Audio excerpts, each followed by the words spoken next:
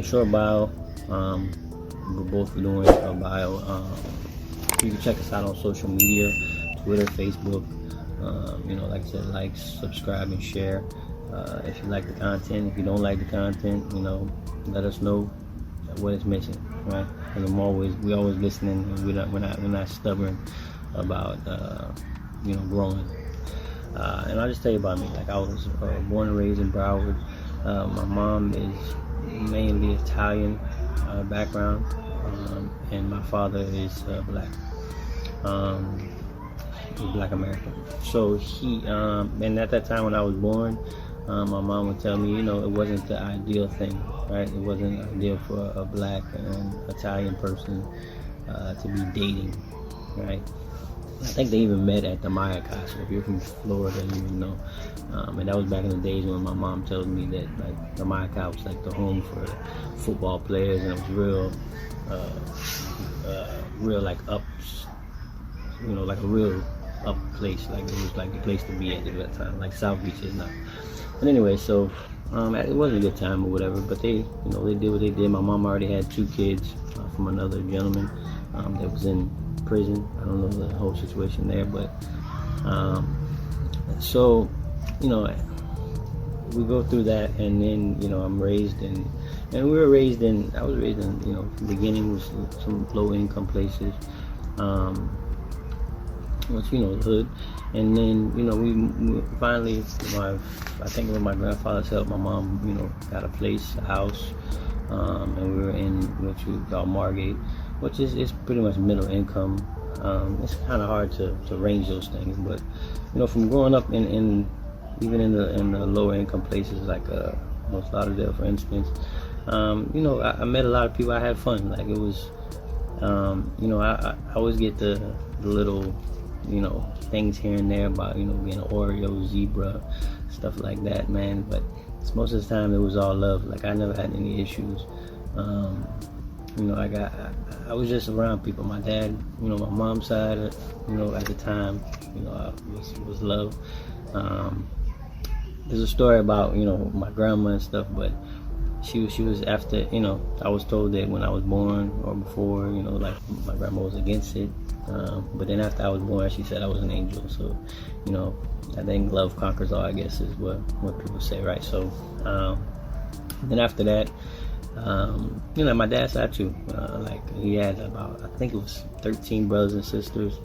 And I seen them all mostly. They all at one point in time, stayed with my grandma in Lauderdale. So going back and forth between those, because my dad was, he was going through some things with alcohol, and then a lot of his family members dying. So he was having issues, and he was alcoholic. So I would bounce back and forth between those two scenarios, or like, be on my my mom's side, and I'd be on my dad's side. And for the most part, like, my grandfather was the best. Like, on my mom's side, took care of me, whatever I wanted. And then my family on my dad's side, I loved them all. Like, it was all great. Like, it was all good. There was no issues as far as that goes, besides my dad having his issues. And so growing up in those neighborhoods, I seen that we was 3 people, 5 people in a 2-bedroom place or whatever, in the duplex in the hood. And then so, like, then we moved to a house in North Lauderdale, actually, before we moved to Margate, that we were renting. And all through the time, I'll tell you this, my mom was like, she was a worker. She wasn't gonna ask for nothing. She wasn't gonna beg for nothing, right? And even though she had my grandfather at the time earlier to help her, she was still gonna go out and get it. Like, she had 2 or 3 jobs. My sister used to watch me, take me to work with her, because they were both 10 and 11 years older than me, which I love them to death. And they took care of me. And when my mom wasn't around, my mom was always loving on me. One thing I tell you, like, with your kids, you gotta love on your kids. Like, she told me I could do anything, and if I didn't keep that as I got older, there would have been a lot of things that I would have just gave up on and not even pushed it. But she told me that, and I stuck with that, and I tell my son that every day. So went through that. Hung out, did things, elementary school, middle school. Hung with different crowds. Really, we did, middle school stuff. You know what I mean? Like I wasn't, went and played football for the football team and stuff like that, and and it was, I guess, a normal for somebody growing up in those areas or whatever. So I had fun, and then as I went to high school, I went to Ely, and then I met with some other people, and I had friends then, and all in Pompano, and I started to hang out more there. Then not going to school, right? End up not graduating high school or whatever. But at the time, I didn't care. I was just out doing whatever I wanted to do. You know what I mean? Trying to make money in all sorts of ways, and trying to just, I don't know, just being, at that age, just thinking I knew everything and thinking I was gonna do everything. And then I started to get in trouble with the law and stuff, and doing things. Went to jail a few times. Got some, felonies and different things like that going on. But all through that, my mom was always supportive. I'll tell you one thing, like my mom, she always thought like the cops were picking on me. Like she used to tell me that, cops are picking on you, blah blah blah blah. And I'm like, yeah, whatever. I'm like, yeah, I'm agreeing with her, because at the time that's my thinking too, right? But even though looking back, I put myself in those situations and I was doing the things, right?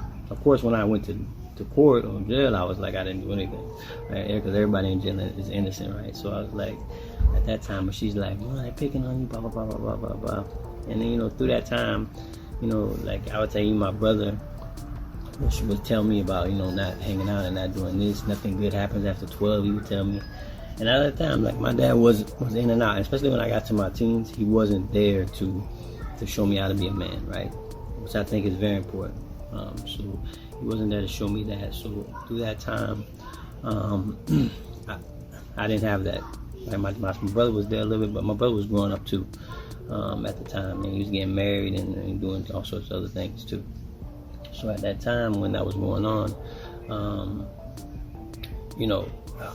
I was doing that, going to jail, had my license suspended for 5 years, you know what I mean, like had felony. It was crazy, right?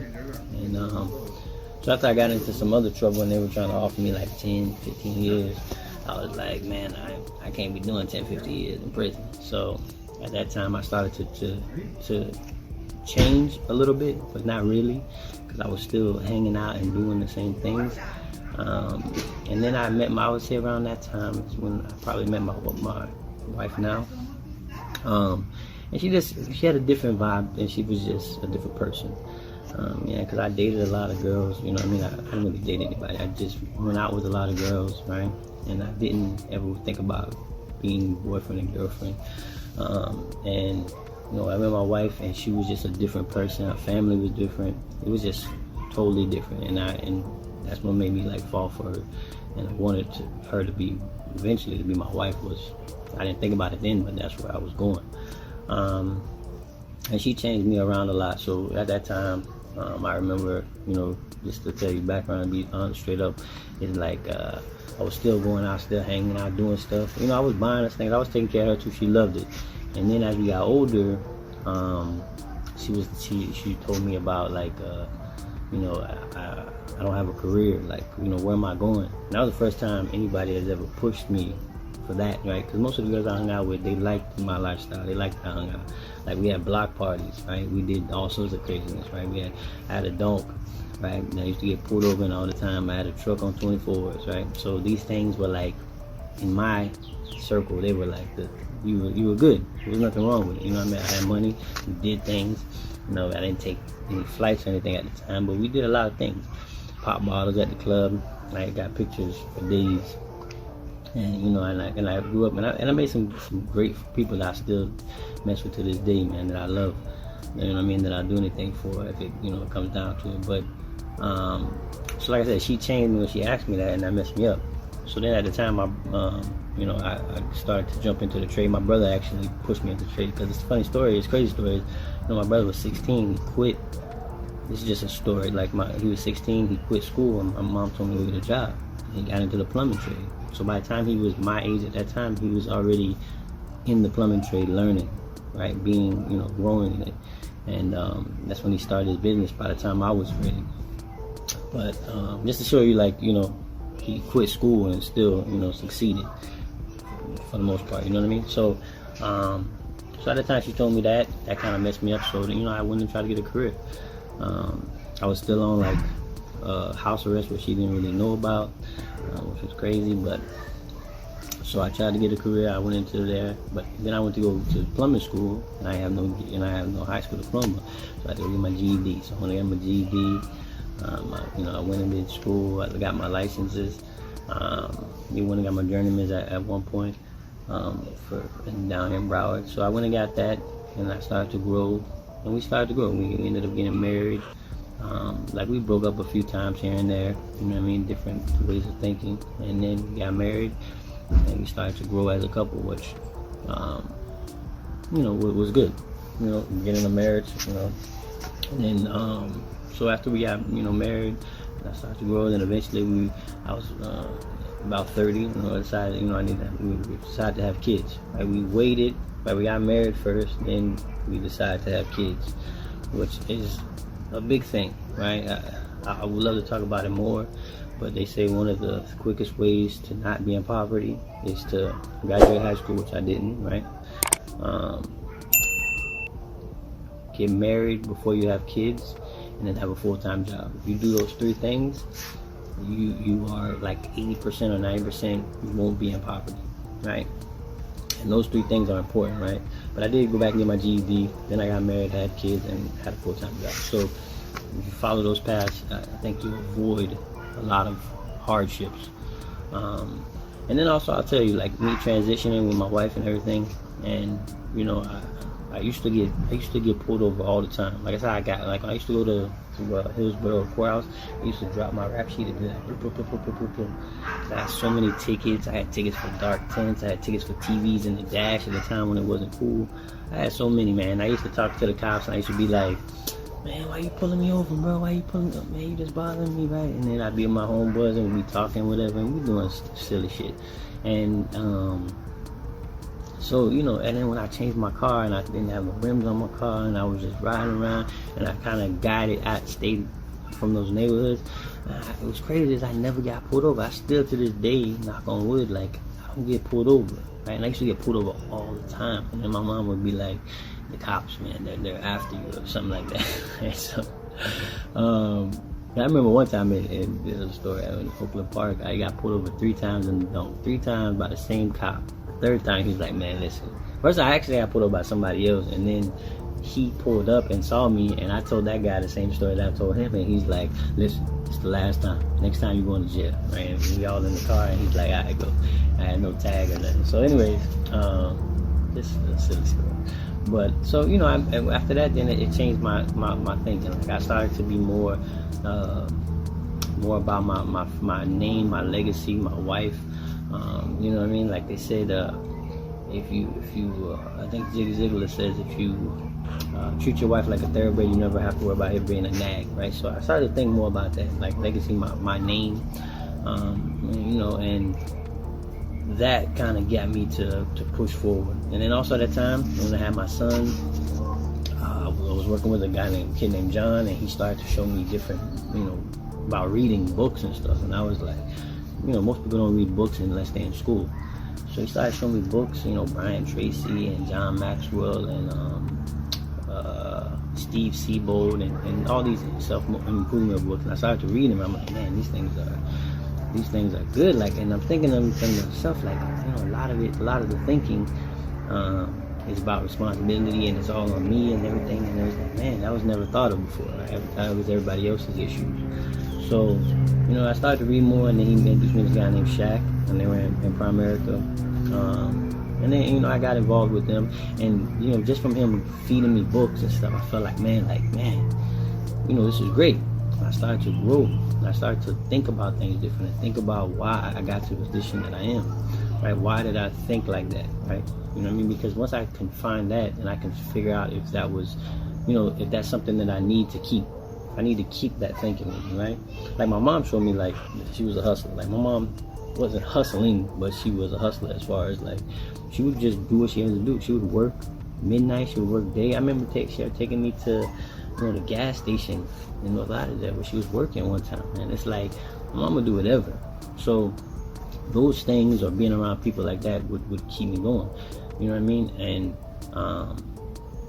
And that's what, you know what I mean, started to change more as I started to read more, and learn. And then, you know, like I said, at that time probably I met Louis, and then, you know what I mean, we used to talk in the car, and at that time I was, you know, listening to you know, talk radio, and, you know what I mean, mostly it was only like, you know, Democratic talk radio, right? I was listening to, like, I forgot who was on the radio at the time, but it was like not 610, but I forgot the channel, but anyways, it was AM radio station, Democrat.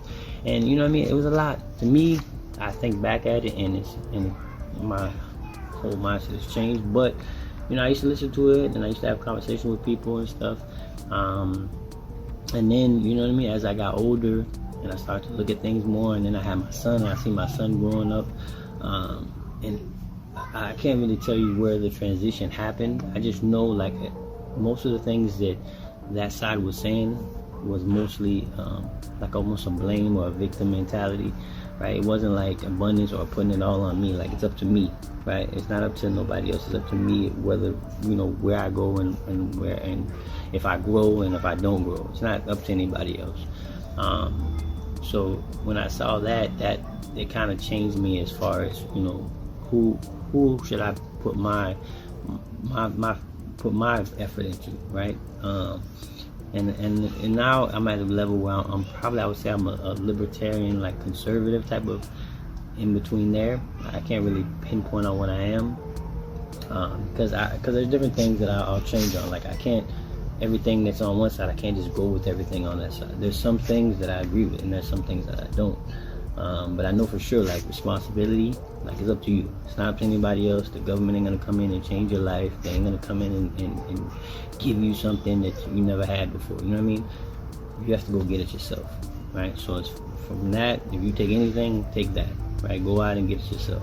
So like I said, from, you know, growing up in those different situations, I started to learn that, and then, you know, as my son got older, or he's getting older now, I just try to make sure that he understands that I want the world to be, I want to try to push for people to do more thinking and more thinking and more changing. Like, think about, you know,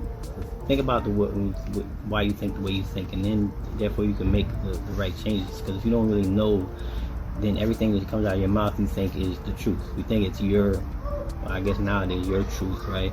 And it's not the truth for everybody, and it's not the way everybody thinks, right? And it doesn't matter your color, doesn't matter your background, doesn't matter your age, right?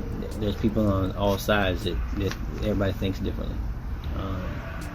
So like I said, growing up, you know, get back to that, you know, my son he's growing up now. Make sure that he has the right, the guidance.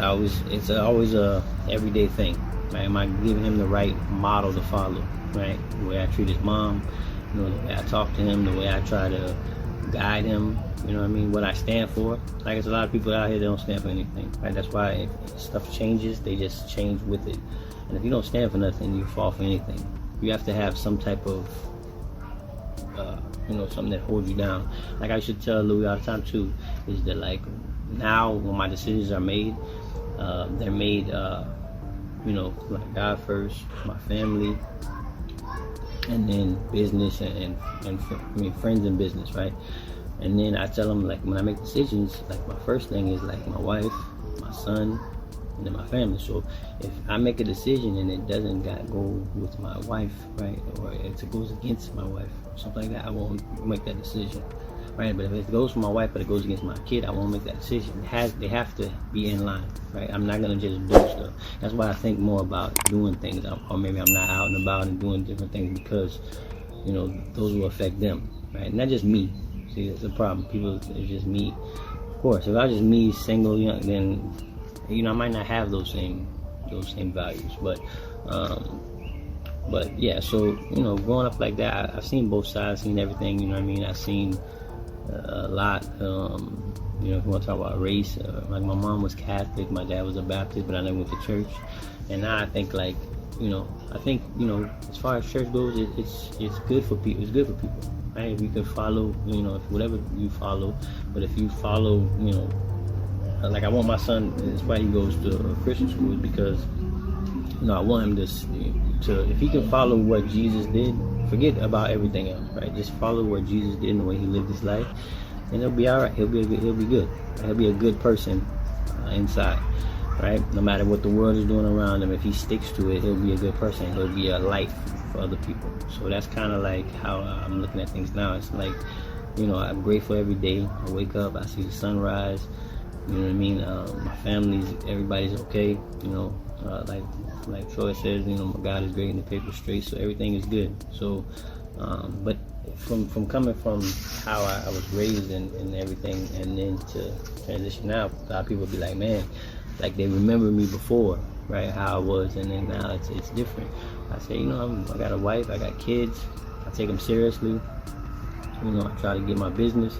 I try to tell you, Should Be Lifestyle, my apparel line, and the stuff I put out on there is also, there's some fun stuff, and then there's stuff that actually says something, right? Like I got a shirt that only men can raise men, right? Because it's the truth. Like if my dad, my life would have been different. What I'm saying, if my dad was in my life and was showing me how to be a man, showing me what not to do and how to treat, my wife and different things, I could have been down a different path probably. But it is what it is, right? The only thing I can do is change what's coming next. I can't go back to this. I have no ill. My dad passed away when I was in Las Vegas. I have no ill will toward him. I love him. He's my father. He just made some bad decisions, right? And that's how that goes. So that's kind of like a little bit about me. Like I said, I've been through both sides. I try to listen, and that's another thing. If you can't explain somebody else's point, right? As far as we'll talk about politics, if you can't explain their side, then you don't understand it, and you don't really understand your side, because you got to be able to learn both sides. That's why I'll listen to somebody who has a different opinion than me. Right? I listen to him because I want to understand where he's coming from, right? If I can understand where he's coming from, then I can, interact with him differently, and I can, I can understand it. So now I'm coming from his point, especially if I'm trying to change his mind, right? Then I can understand him.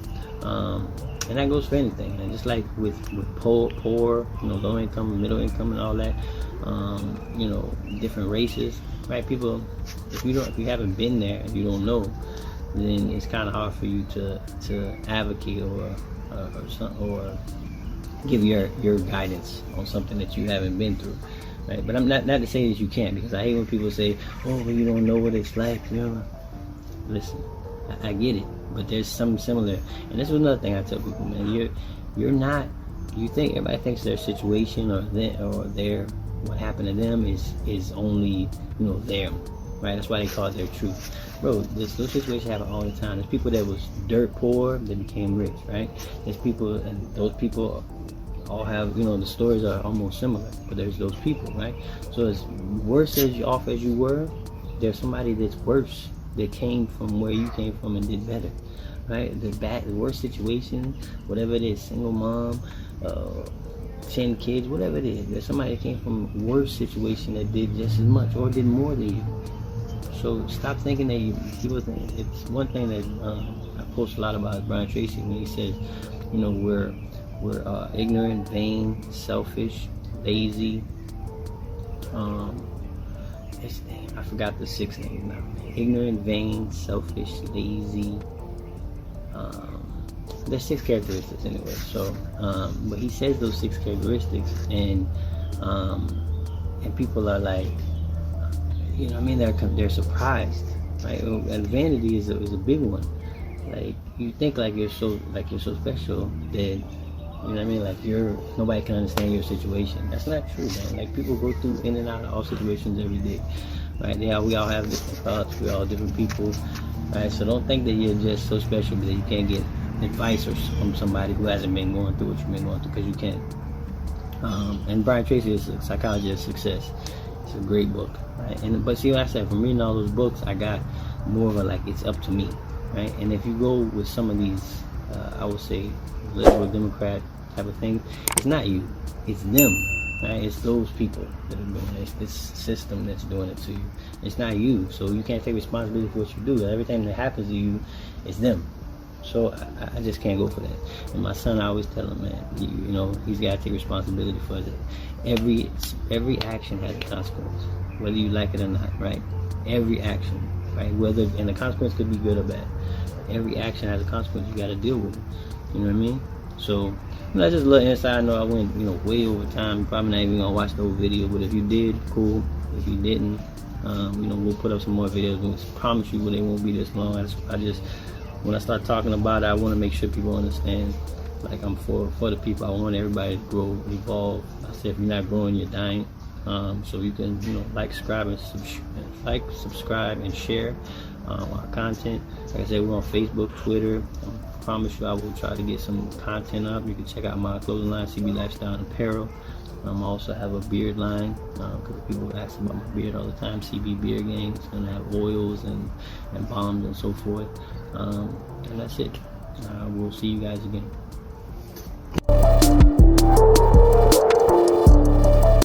Hello, and welcome to Thirst for the Truth. This is our channel. We're going to be putting a lot of different type of content on here. It's not just going to be podcasting. It'll be an array of different things you most likely never seen before. So me and the other guy on the channel, I'm Lewis Ambrose, by the way, and the other guy on the channel is Mo. And what we're going to be doing is we're going to be putting a compilation of just regular, straightforward conversations that we've kind of always did. We've always had these long, mind-blowing, life-changing conversations, and sometimes not. Sometimes just fun, just funny, a funny look or a funny take on things, or plays devil's advocate in certain instances, just to kind of break things down. It's pretty cool. I mean, we've been doing this since forever. We used to work together a long time ago at a plumbing company. We're both plumbers, and we just would either we would roast people, or we would talk shit, or we would just really break down life. It was more about breaking down society, breaking down life, breaking down why do we think this way, what makes us tick. And it was just the greatest time. We still do that to this day. So instead of just talking over the phone and wasting it, we're actually going to make ourselves a podcast. Thirsting for the Truth came to the right place, buddy. Just saying. So this is realistically will be just like an introduction, just of me, just letting you know who I am, where I came from, what my belief system is, how I was kind of basically built, and just to say hello and welcome to the channel. So here we go. Here goes nothing. So I'm Lewis Salvador Ambrose. I was born in New York, Queens, New York, in Ozone Park. My father is Louis and Jackie Ambrose, Puerto Rican. My mother's Puerto Rican. My father's Italian. I'm pretty sure there's some Irish in there, because I do got some little freckly frecks. So I don't even know what else I am, but either way, mixed for sure, 100%. And we lived in both my mother and my father, they were I was gonna say orphans. they were in foster care. They were abused in foster care, and that system was terrible back in those days. But I was born 1983, September 6th. I'm 36, and which would make me a Virgo, by the way, ladies. Virgo ladies. Hey. So they were waiting on a settlement from one of the abuse cases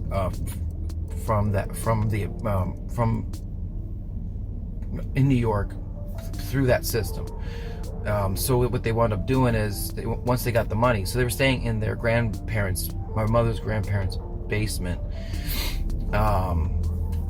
for a few years, just to kind of catch up on money. And my dad was working for Pepsi. My mom was just working any job she could, and they kind of developed a real good bond. And just it's impoverished. It's nothing but poverty, and they're doing the best they possibly can to make it, and to do just on nickel and diming it. It had to be tough. But they did the smart thing, and then they wound up moving here to Florida, which, by the way, me and Mo are from Florida. Me and Mo are in Florida, sorry. I was not born and raised here. So, I have two little brothers, Sean and Chris, little redheads. Hilarious, good kids. I'm the oldest of three, which makes me feel weird, but I'm very, very short, about 5'6". It's not a good look, you know what I mean? So anyway, So we moved from Florida all the way so we moved from New York all the way to Florida. We wound up going to living in Coral Springs, Florida, actually. Not going to give my address out. That would be a bad idea. But Coral Springs, Florida. We wound up getting the settlement money and all that. My mom, had to be tough trying to figure out, now that I look back on it as a father, and I'm raising a 2.5-year-old. I have a wife and a 2.5-year-old, by the way. I'm raising a 2.5-year-old. Realizing how hard it must have been for them to raise 3 crazy boys, and that under that one roof and we're all so crazy egotistical. It must have been super tough, and also trying to figure out how to make a marriage work in the middle of all that with the new environment like Florida, not knowing anybody and just trying to figure it all out. It must have been super tough. So we had our struggles, we had our pains, and we also had a great time, good memories. So I wound up moving out a little early. I wound up moving out when I was around 16, maybe 17. And really, I was kind of kicked out, to be honest with you, because I just wasn't getting along with my parents, and I was just a little shit. I thought I knew everything. I thought I knew literally everything. There's nothing they could have told me. And even if new me came to old me, I wouldn't have listened to me. I'd be like, what? Who the hell are you? Why do you look so handsome? And I'm like, I don't know. But you're going to mess up a lot. But it's good. Sometimes messing up, most of the time, every mistake you make is a lesson. So it's not a bad thing. And it kind of develops you to who you are. In this case, me moving out and going on my own kind of gave me now I think back on it, a little step ahead of where I would have been if I would have stayed there. And it gave me an opportunity to kind of do things on my own and figure out how this game called life works and the world works. And once I got out there and started working and started doing what I had to do, whether it was McDonald's or Sam's or BJ's or wherever, not understanding that I needed a career. Those are not career paths for me. They are for some people, just not for me. I realized how important finances is. Sometimes my mind would work like, look, dude, I'm going to be working my whole life. What's the point of me working a 9-to-5 job? And, I did do stupid stuff. Like I did sell illegal things and do stupid things like that too, just to make a little side hustle or money. But very, very rare. I was more or less a pretty good guy in my heart, because I knew it was from right from wrong. And I also hung up with like some pretty bad people. And one of the things that I noticed is that they were starting to become ingrained with them, and they were doing really bad things. And I noticed that I wasn't like them. I just wasn't like that kind of person, that individual. I wanted to grow. I wanted to learn. They took they took the place of my father, and I noticed it. I was always very good at eventually like looking outside the box instead of being so in it. And out, looking at my decision making decisions off of several options instead of just one.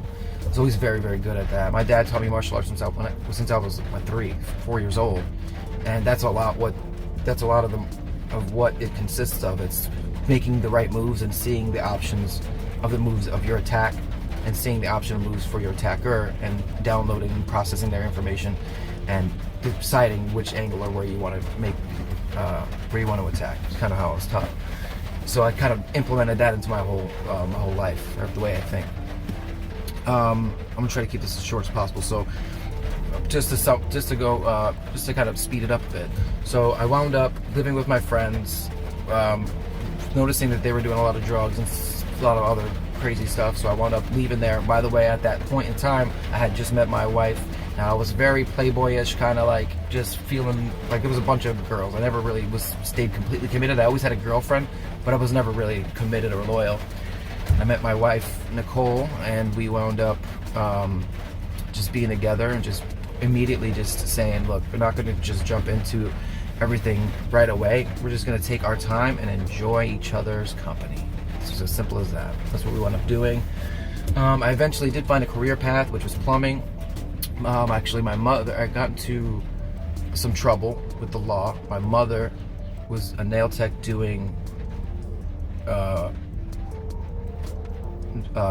this lady Natalie's pedicure and manicure, and she gave her my number and said, if you want, you can call him, and because he's looking for work right now. And she changed my life. Mike changed my life, and Moses changed my life, because they gave me an opportunity to explore career, which is plumbing. So I wound up going to school and all that, but that didn't happen until a little bit later. I wound up meeting Moses for the first time, and I pretty much immediately hit it off. I remember the first time I met him, he was in a ditch working super hard with like glue cans all around him, and I'm like, yo, what are we doing?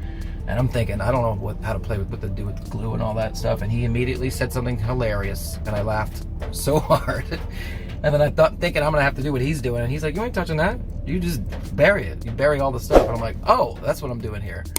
Yeah, so I had to learn the ropes kind of like at the beginning. You know, that's how this kind of works. You kind of have to do the hard labor work portion of it. And you're not allowed to touch anything at first, and then eventually, a few years in, you can start actually working on things depending on your skill level and what you've learned and what you've been taught.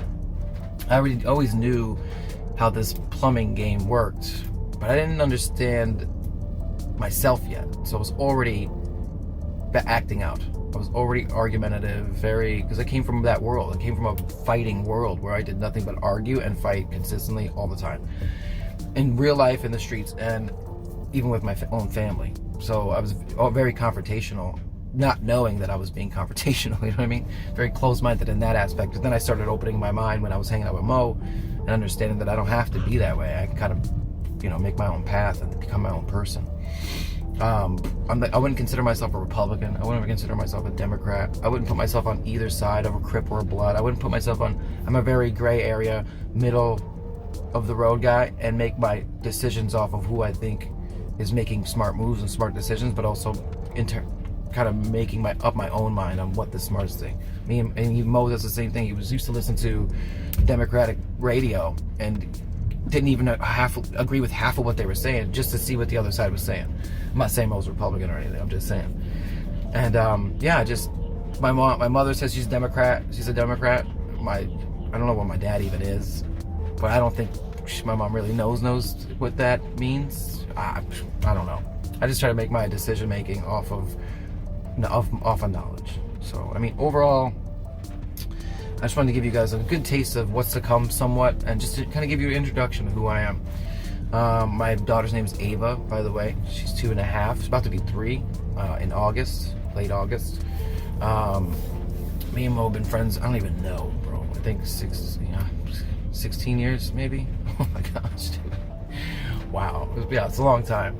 And we used to just sit in the truck, and we used to just go into it. We used to go into, first off, we love comics, we love movies, we have a lot of similar tastes in certain things. So of course we hit it off right away. We eventually, that company that we met at closed, and we wound up going to another company, a friend's company. And we don't work together now, we work for separate companies, but when we used to, it was the funnest time. It was nothing but laughter and really just picking each other's brain, and picking our own brain too, to try to just question everything. Why not? Why not look at life? You're not going to solve the equations of something that's bigger than yourself, but you could damn well try, right? Why not? Why not give it up? Give it your 100% your best at everything you do. Don't half-ass it, and don't blame anybody else. Take responsibility for your own actions. Do everything you possibly can to be a good person in everything you do. And I always do everything I possibly can to just be remembered. Even if it was the gas station lady, and Mo knows this, or the subway girl that was just standing next to me, that I just started dancing to the subway music, and then we just started hanging out, we started being stupid. I'm an idiot. I just do stupid stuff like that. But I want to brighten somebody's day. I want to make somebody laugh or smile. That's pretty much part of my job, also as a plumber, is to solve problems and break things down. So from day one, when I was a kid learning martial arts, I broke things down. That's what I did. I had to break down how this move worked or how to attack my opponent. It's the same thing as plumbing. I literally diagnosed problems and fixed what's the best fix or repair for them. And just me and Mo just did the same thing in our heads with each other. Just figured out exactly how to break things down and really look at it from a different angle that everybody else is looking at. Even if the whole entire world's looking at one thing one way, we find another way. We'll find another angle to look at it at. All right, there's multiple angles to life. It's just you choose what path you take. So overall, this is Louis Ambrose. I wanted to keep this short. I really do appreciate you guys coming to the channel. You're welcome. Welcome to the channel, dude. Finally, we're gonna do this. So, I don't know how to really sign off of this thing yet. That's why I rambled just there. Because I don't want to be like, and well, bye, you know. Oh, yeah, I don't really know how to end it. But we'll end it on this. Everybody be safe. Everybody be careful. Just be sure to glove up, mask up for right now until this is all over. Don't worry, we're going to be putting out a lot of content that's going to keep you guys very, very entertained. So have a good one. Have a good day. I'll see you guys in a little bit. Bye.